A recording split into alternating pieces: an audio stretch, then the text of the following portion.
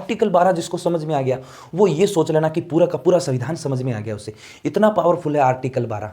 मैंने आपको लिखाया था कि आर्टिकल 14 से लेके 32 तक अधिकार दिए हुए हैं। तो साथियों ध्यान रखना, 14 से 32 तक मानव के अधिकार है, एक मनुष्य होते हैं ना उसके अधिकार है 14 से 32 तक। लेकिन यहां मैंने लिखवाया था कि मौलिक अधिकार भाग 3 में 12 से 35 तक है। तो फिर 12 से 35 तक है, तो मैं यहां 14 से लिखवा रहा हूं, तो 13 और 12 इसमें क्या है, ये भी तो मौलिक अधिकारों में आ रहे हैं, इसका क्या मतलब है तो वो भी समझना भी। देखो ये पूरे मानव जाति को अधिकार दिए हुए, मानव हमारे को अधिकार दिए हैं, लेकिन संविधान निर्माताओं ने हर किसी को अधिकार दिए हैं, सरकार को भी अधिकार दिए हैं, एक दुकानदार को अधिकार दिए हैं।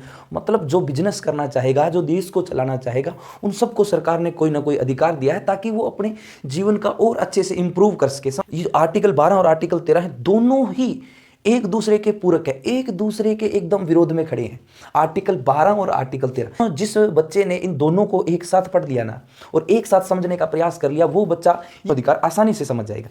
कैसे समझेगा तो देखिए, आर्टिकल 12 में लिखा हुआ है राज्य की परिभाषा, और आर्टिकल 13 है ये मूल अधिकारों का आधार स्तंभ है, या फिर इसका एक और कह सकते हैं कि यहां मूल अधिकार क्या होते हैं, अल्पीकरण होता है। अल्पीकरण का मतलब होता है कि मूल अधिकारों को घटा दिया जाता है या छीन लिया जाता है या उसकी वैल्यू 0 कर दी जाती है। अब आप कहोगे सर यहां पे परिभाषा है, यहां पे मूल अधिकारों का अल्पीकरण हो रहा है, तो इन दोनों को थोड़ा समझाओ। तो पहले हम देखते हैं कि 12 क्या है, फिर आपको बताते हैं 13 क्या बोल रहा है। आर्टिकल 12 कहता है कि राज्य की परिभाषा, यहां आप राज्य का मतलब ये मत सोचना कि राजस्थान, पंजाब, हरियाणा, यहां राज्य का मतलब ये नहीं है साथियों।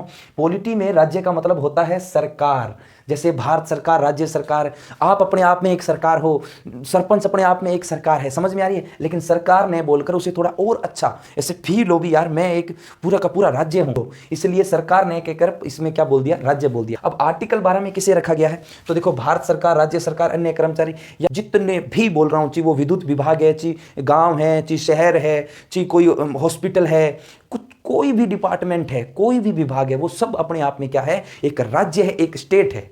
तो ध्यान से सुनना साथियों, आर्टिकल 12 ये कहता है कि आप देश को अच्छा बनाने के लिए अपने अपने स्थान पर रहकर अपने अपने विभाग वालों आप ऐसे नियम कानून बनाओ जिससे कि व्यवस्था अच्छी हो सके और साथ साथ में गरीबी को दूर किया जाए और हमारे देश की इकोनॉमी को अच्छा किया जाए। समझ में आ रही है, हर देश यही चाहता है।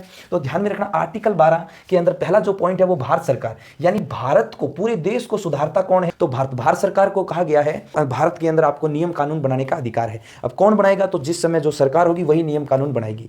तो सरकार को बोला जाएगा आप देश को अच्छा सुधारने के लिए बनाओ नियम कानून, कोई दिक्कत नहीं है। अब ध्यान रखना, ये आर्टिकल 12 भारत सरकार को नियम कानून बनाने का अधिकार दे रहा है, लेकिन वही आर्टिकल 13 बैठा नीचे, आओ भाई साहब 12 बात सुन इधर, तू कोई भी नियम कानून बना, मेरे को कोई दिक्कत नहीं है, लेकिन आर्टिकल 13-12 से बोलता है कि तू ऐसा कोई नियम कानून नहीं बनाएगा जिससे किसी व्यक्ति के मूल अधिकारों का हनन हो। हनन का मतलब है छीनता हो, कोई भी अधिकार, बोलने का, सोने का, उठने, बहुत सारे ऐसे अधिकार हैं 3 में जो दिए हुए हैं, उनमें कोई ऐसा अधिकार का हनन नहीं होना चाहिए। आप कोई भी नियम कानून बनाओ, हम आपको कुछ नहीं करने वाले, ये आर्टिकल 13-12 से बोलता है। समझ में आ रही कि नहीं आ रही, किसी को कोई दिक्कत, बिल्कुल कोई दिक्कत नहीं है। तो भारत को सुधारने के लिए भारत सरकार नियम कानून बनाएगी, ये भी समझ में आ रही है, कोई नियम कानून बनाएगी, लेकिन आर्टिकल 13 की बात भी ध्यान में रखेगा। साथ साथ में ये अल्पीकरण भी करता है। ये क्या अल्पीकरण होता है वो मैं आप जब आर्टिकल 13 पढ़ाऊंगा इसी में बताऊंगा कि क्या होता है। वहीं राज्य को सुधारने के लिए, अब राज्य को ये भारत सरकार तो सुधारेगी नहीं, तो राज्य की तो एक अलग गवर्नमेंट होती है, एक अलग पूरा का पूरा डिपार्टमेंट होता है। तो राज्य को सुधारने के लिए कौन वहां नियम कानून बनाएगी तो राज्य सरकार। जैसे आर्टिकल 13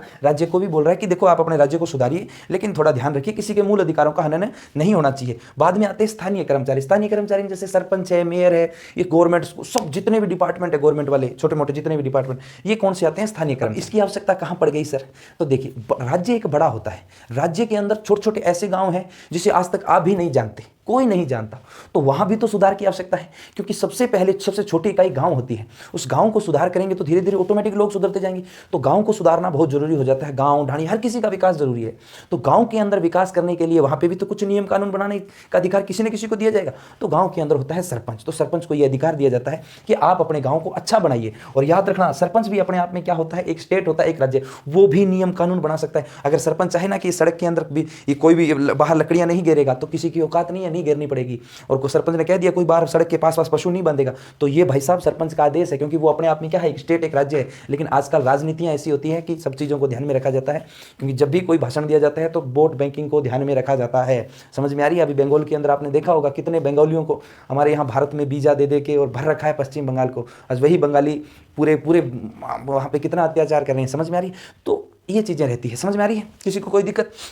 और एक नगर पालिका है, वो भी अपने आप में एक राज्य है। नगर पालिका जैसे ये जो शहरों में जो सफाई का काम करती है नगर पालिका, अगर नगर पालिका ने कह दिया ना अभी सबके घर के आगे डस्टबिन होने चाहिए, तो अब ये नहीं है कि भारत सरकार कहेगी नहीं नगर पालिका रद्द करो, नहीं भाई साहब, नगर पालिका को एक ये नियम और कानून बनाने का एक अधिकार दिया हुआ है। तो नगर पालिका ने जो कमेंटमेंट कर दिया वो कर दिया, तो सभी के घर के आगे डस्टबिन होंगे।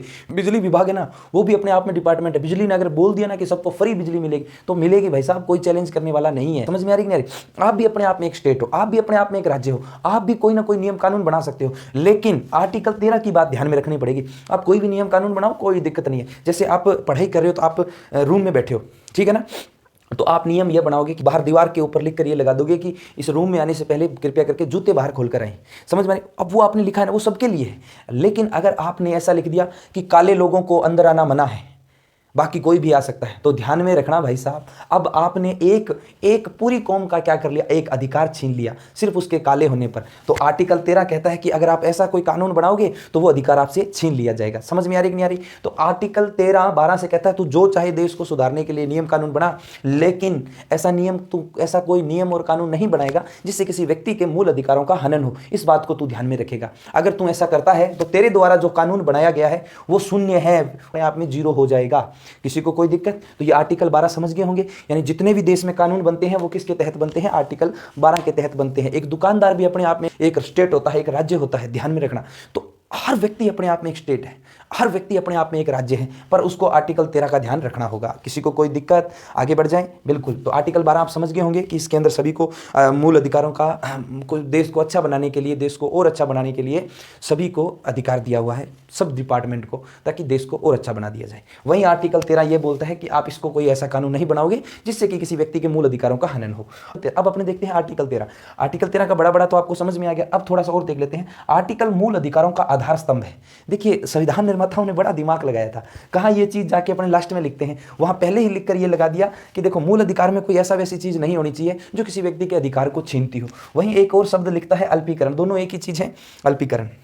समझ में आ रही कि नहीं आ रही? अल्पीकरण का मतलब क्या होता है कि आप ये कोई गड़बड़ करोगे तो आपका अधिकार छीन लिया जाएगा। आधार स्तंभ ये हो गया। वही मूल अधिकार एक आपको ये बात कहता है कि देखो, जिस समय हमारा देश आजाद हुआ था 15 अगस्त 1947, इससे पहले भी तो नियम कानून थे और अब भी नियम कानून है। तो इससे पहले जो परंपराएं थी, कोई भी नियम कानून चलता आ रहा था वो भी रहेगा, आज़ादी के बाद वो भी चालू रहेगा। लेकिन जो पहले नियम कानून थे, इसके अंदर अगर कोई ऐसा कोई नियम कानून है जो किसी व्यक्ति के मूल अधिकार को छीन हो तो उसे हटा दिया जाएगा आर्टिकल 13 के तहत। जैसे आपने देखा होगा, इस्लाम धर्म में एक 3 तलाक की परंपरा थी। किसी भी महिला को 3 बार तलाक तलाक तलाक कहने पर उसका तलाक हो जाता था। अरे मौखिक तलाक, जैसे हम आपस में बोले ना तलाक तलाक, ये तलाक मान लिया जाता था। लिख कर दे दो, व्हाट्सएप पे मैसेज डाल दो, मतलब ही नहीं है, तलाक हो जाता था। इस्लाम महिलाओं को बड़ी इसमें दिक्कत हुई। दिक्कत कैसे हुई कि लड़का जैसे दुबई में कमाने गया बेचारा, यहाँ पीछे सास और बहू की लड़ाई होगी, उस सास ने कह दिया तेरे वाली ये कर रही है वो कर रही है, वो वहीं से कहेगा अच्छा ले तलाक तलाक तलाक, भाई साहब कहानी खत्म। यहाँ पे एक महिला की 3 शब्दों में जिंदगी सिमट रही थी। तो ये तो एक के साथ एक को तो अधिकार दे रहा है और एक का अधिकार छीन रहा है। एक की अधिकार नहीं, एक की तो जिंदगी छीन रहा है। फिर अगर वो वापस उसके साथ रहना चाहता है तो हलाला करो। हलाला का मतलब है कि जिसको उसने तलाक तलाक बोला, उस महिला को पहले किसी और के साथ शादी करानी पड़ेगी, फिर वो उसको तलाक देगा, फिर वो उसके साथ दोबारा। तो ये तो महिला मतलब क्या है, ये कोई मतलब थोड़ी था। एक महिला की जिंदगी नरक बन के रह गई थी। तो फिर इसको समाप्त किया गया था भारत सरकार के द्वारा। अब अगर कोई कहता है ना तलाक तलाक, तो पुलिस फड़ाक फड़ाक करती है। भैया समझ में आ रही है? तो आर्टिकल 13 कहता है कि ऐसा कोई नियम कानून नहीं बनाओगे आप जिससे किसी मूल अधिकारों का हनन हो। और साथ में ये भी ध्यान रखना, आपको जैसे बोलने का अधिकार दिया है, तो बोलने का मतलब ये थोड़ी ना है आप चालता चालते गली में हाँ क्या ले मच्छर खावेगी, तो चालता चालता अगर यहाँ करोगे तो कह दियो नहीं हाँ खावे, अब भी करूँ मैं 112 पर कॉल। भाई साहब मतलब आपके अधिकार तब तक अधिकार है जब तक कि किसी को दिक्कत ना हो।